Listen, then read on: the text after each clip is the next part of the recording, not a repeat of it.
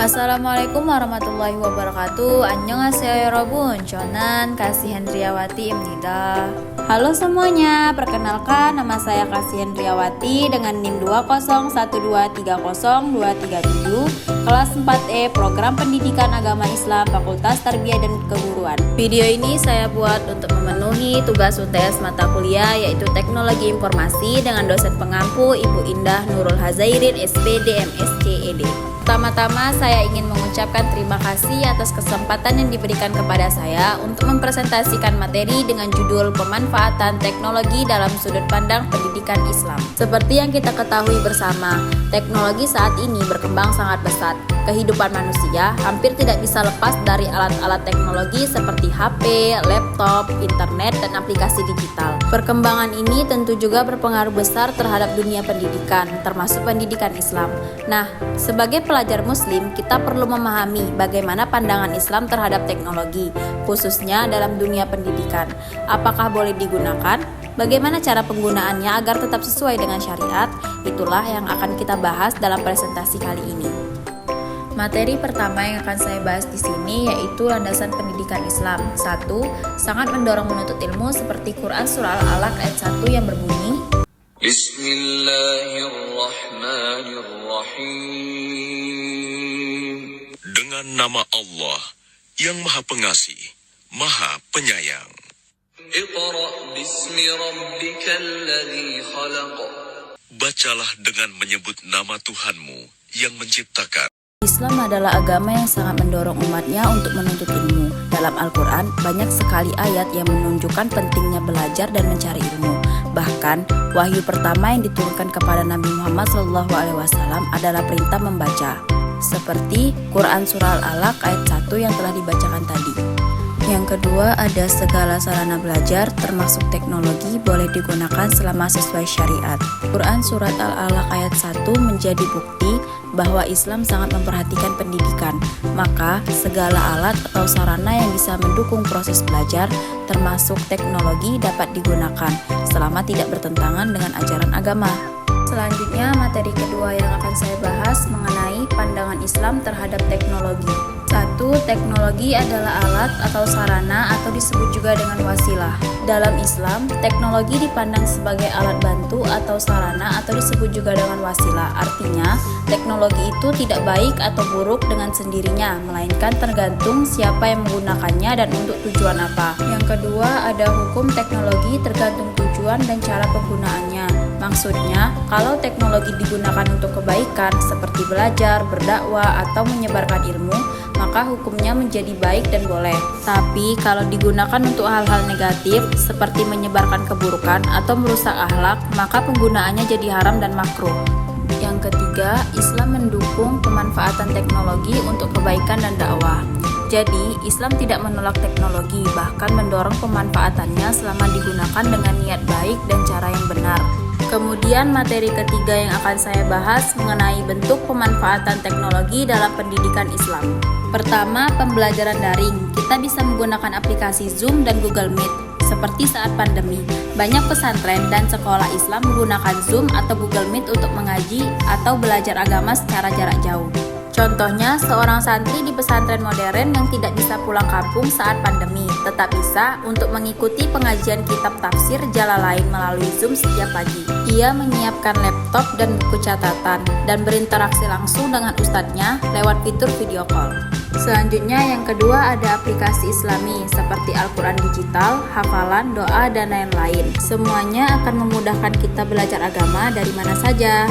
Contohnya, seorang siswa SMA Islam menggunakan aplikasi ayat di ponselnya setiap malam untuk membaca Al-Quran beserta terjemahannya. Ia juga memakai aplikasi hafalan yang membantu mengulang surat-surat pendek dengan suara dan tes otomatis. Yang ketiga, media dakwah digital seperti YouTube, TikTok, dan podcast.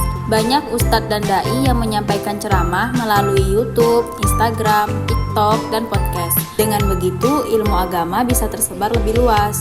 Contohnya, seorang ibu rumah tangga yang sibuk mengurus anak tetap bisa menambah ilmu agama dengan mendengarkan kajian Ustadz Adi Hidayat lewat YouTube sambil memasak. Atau seorang remaja mengikuti konten TikTok berisi tips Islami dan doa-doa harian dari ustazah-ustazah muda.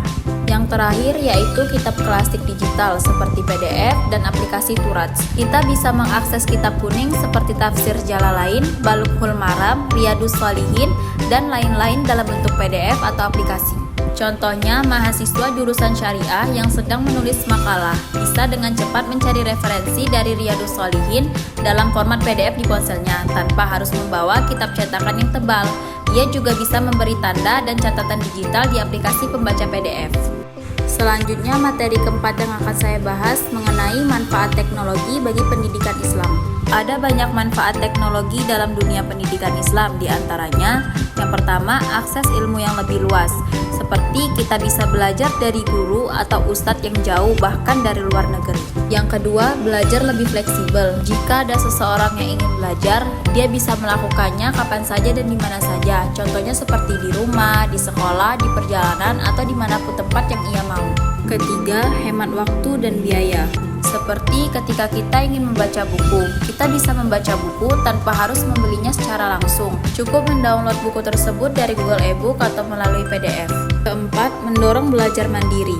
Dengan teknologi, siswa bisa mencari ilmu secara mandiri, tidak hanya dari guru di kelas. Yang terakhir, metode belajar menarik dan interaktif. Dengan menggunakan video, animasi, dan infografis, proses pembelajaran jadi tidak membosankan. Lalu di materi kelima, saya akan membahas tentang tantangan dan resiko. Penggunaan teknologi juga punya resiko jika tidak diawasi. Beberapa tantangannya antara lain, yang pertama ada konten negatif. Di internet, banyak hal yang bertentangan dengan ajaran Islam seperti hoaks, pornografi, atau pemikiran liberal yang menyesatkan. Selanjutnya, yang kedua ada plagiarisme dan malas belajar. Karena mudahnya akses informasi, banyak siswa hanya menyalin tugas dari internet tanpa memahami isinya. Yang ketiga, kecanduan gadget. Terlalu sering bermain handphone bisa membuat seseorang menjadi malas belajar, lalai ibadah, bahkan merusak hubungan sosial. Dan yang terakhir, kurangnya adab saat belajar online.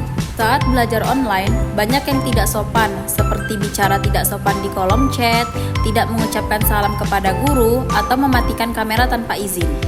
Baiklah, materi terakhir yang akan kita bahas mengenai solusi dalam perspektif Islam. Islam juga mengajarkan solusi untuk mengatasi tantangan ini. Di antaranya, yang pertama, pendidikan adab digital. Sejak kecil, siswa perlu diajarkan etika dalam menggunakan handphone, media sosial, dan internet. Yang kedua, pendampingan guru dan orang tua. Peran guru dan orang tua sangatlah penting dalam perkembangan anak. Jadi, orang tua dan guru haruslah aktif dalam mendampingi anak-anak mereka agar tidak salah arah dalam menggunakan teknologi. Ketiga, niat belajar karena Allah. Belajar harus diniatkan karena Allah. Jika kita niatkan belajar untuk ibadah, maka teknologi yang kita pakai akan menjadi jalan pahala bagi kita. Yang terakhir, ada disiplin dan kontrol diri. Islam mengajarkan kita untuk menjaga waktu, tidak berlebihan, dan tidak menyia-nyiakan nikmat Allah, termasuk juga nikmat teknologi. Setelah membahas berbagai hal menarik seputar bagaimana teknologi bersanding dengan nilai-nilai pendidikan, kita jadi bisa melihat bahwa keduanya bukan sesuatu yang saling bertentangan. Justru, kalau dimanfaatkan dengan bijak, teknologi bisa jadi teman akrab dalam proses belajar mengajar yang penuh berkah. Nah, biar nggak cuma jadi angin lalu, yuk kita simpulkan pembahasan kali ini. So, kesimpulan yang dapat diambil dari materi yang sudah dijelaskan tadi adalah Islam tidak menolak teknologi, justru mendorong pemanfaatannya untuk mendukung pendidikan dan dakwah. Teknologi adalah alat yang bisa membawa manfaat besar jika digunakan dengan niat baik dan cara yang sesuai syariat. Dalam pendidikan Islam, teknologi mempermudah akses ilmu, memperluas dakwah, dan membuat pembelajaran lebih menarik. Namun, kita harus bijak menggunakannya agar tidak terjerumus pada hal-hal negatif. Dengan adab, niat yang lurus, dan bimbingan yang tepat, teknologi bisa menjadi jalan untuk mencetak generasi muslim yang cerdas dan berakhlak. Dan yap, sampai di sini dulu. Semoga dari hal kecil ini lahir ide besar buat kita semua. Terima kasih, thank you, kamsahamnida, arigatou gozaimasu, syukron, see you next time guys, bye.